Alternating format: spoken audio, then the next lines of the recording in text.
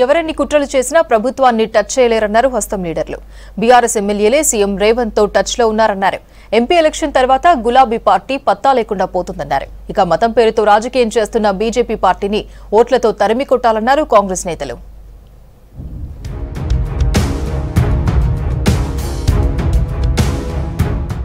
ముగ్గురు BRS MP అభ్యర్థులు election మధ్యలో డ్రాప్ అయ్యేందుకు సిద్ధంగా ఉన్నారని, అందుకే కేసీఆర్ భయపడే అడ్డగోలుగా మాట్లాడుతున్నారని ఫైర్ అయ్యారు. కాంగ్రెస్ ఎమ్మెల్యేలు తనతో టచ్ లో ఉన్నారన్న కేసీఆర్ కామెంట్స్ పై ప్రభుత్వ సలహాదారు షబ్బీర్ అలీ కౌంటర్ ఇచ్చారు. ప్రభుత్వాన్ని పడగొడతామంటే చూస్తూ ఊరుకోమన్నారు షబ్బీర్ అలీ. 10 మంది బీఆర్ఎస్ ఎమ్మెల్యేలు సీఎం రేవంత్ రెడ్డితో టచ్ లో ఉన్నారని చెప్పారు. నాకు తెలిసిన మట్టుకు ఇప్పుడు ఇంకా 2 నుంచి 3 ఎంపీలు మధ్యలోనే డ్రాప్ అయ్యి వెళ్ళిపోయే అవకాశాలు ఉన్నాయి. వాళ్ళను కాపాడుకున్నందుకు, ధైర్యం ఇచ్చినందుకు కేసీఆర్ చేసిన బూటకం నాటకం నా టచ్ లో ఉన్నారు. ఒక పార్టీతో గెలిచిన వ్యక్తికి మన పార్టీలో చేర్పించుకొని మాకు లేదు, కానీ నువ్వు మాటికు ఛాలెంజ్ చేసుకుంటా పడగొడతా అంటే పడగొట్టాల్సింది. జైల్లోనే డబుల్ బెడ్రూమ్ కట్టించి వాళ్ళ కుటుంబం మొత్తం ఒకటి జగాలు ఉండాలని మా ఆలోచన ఉంది. పార్లమెంటు ఎన్నికల్లో సత్తా చాటాలన్నారు ప్రభుత్వ విప్ ఆది శ్రీనివాస్. ఎలక్షన్ తర్వాత బీఆర్ఎస్ పత్తా లేకుండా పోతుందన్నారు. మతం పేరుతో రాజకీయం చేసే బీజేపీని తరిమి కొట్టాలని కార్యకర్తలకు పిలుపునిచ్చారు. రాజన్న సిరిసిల్ల జిల్లా వేములవాడ పట్టణంలో జరిగిన కాంగ్రెస్ కార్యకర్తల సన్నాహక సమావేశంలో ఆది శ్రీనివాస్ పాల్గొన్నారు.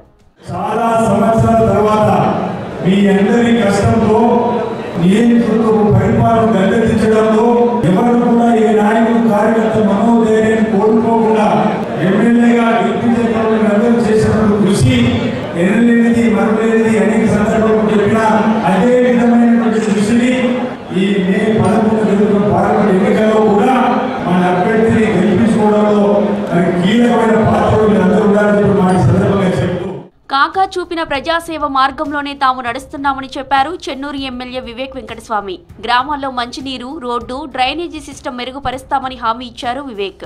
కాంగ్రెస్ ప్రజల కోసమే పనిచేస్తోందన్నారు పెద్దపల్లి లోక్సభ కాంగ్రెస్ అభ్యర్థి గడ్డం వంశీకృష్ణ. మంచిర్యాల జిల్లా జయపూర్ మండలం మిట్టపల్లి గ్రామంలో కాంగ్రెస్ ముఖ్య కార్యకర్తల బూత్ స్థాయి సమావేశంలో నేతలు మాట్లాడారు. సీసీ రోడ్లు కావాలన్నారు. నేను మొదలే చెప్తున్నా, నా మీద ప్రెషర్ పెట్టేది మీరు పెట్టండి.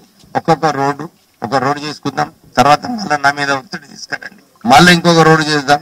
ఈ 5 సంవత్సరాలలో ఎక్కడ కూడా మంచినీటి రోడ్లు లేకుండా చేసే బాధ్యత నాదని చెప్పి మీ అందరికీ విశ్వాసం ఉంటుంది. బీజేపీ, టీఆర్ఎస్, టీడీపీ ఏ పార్టీ అని చూడకుండా అందరినీ ఒకలాగా చూసి ఏ స్కీమ్ అయినా, ఏ గ్యారంటీ అయినా అన్ని అమలు చేసి పద్ధతిగా ప్రజాపాలన చేసినారు. ఖచ్చితంగా ఎన్ని కష్టాలు వచ్చినా పార్లమెంట్ ఎలక్షన్స్ అయినాక మన కోసము, పెద్దపల్లి ప్రాంతం కోసము పోరాడి మరి ఇక్కడ కొత్త సంస్థలు తీసుకొచ్చే బాధ్యత నాది. పసుపు బోర్డు పేరుతో అరవింద్ మోసం చేశారని ఆరోపించారు నిజామాబాద్ కాంగ్రెస్ ఎంపీ అభ్యర్థి జీవన్ రెడ్డి. మతం పేరుతో చిచ్చుపెట్టే పార్టీ కావాలో, దేశాన్ని అభివృద్ధి చేసే కాంగ్రెస్ పార్టీ కావాలో ప్రజలే తేల్చుకోవాలన్నారు. నిజామాబాద్ జిల్లా ఎడపల్లి మండల కేంద్రంలో జరిగిన కాంగ్రెస్ కార్యకర్తల ఆత్మీయ సమావేశంలో జీవన్ రెడ్డి పాల్గొన్నారు.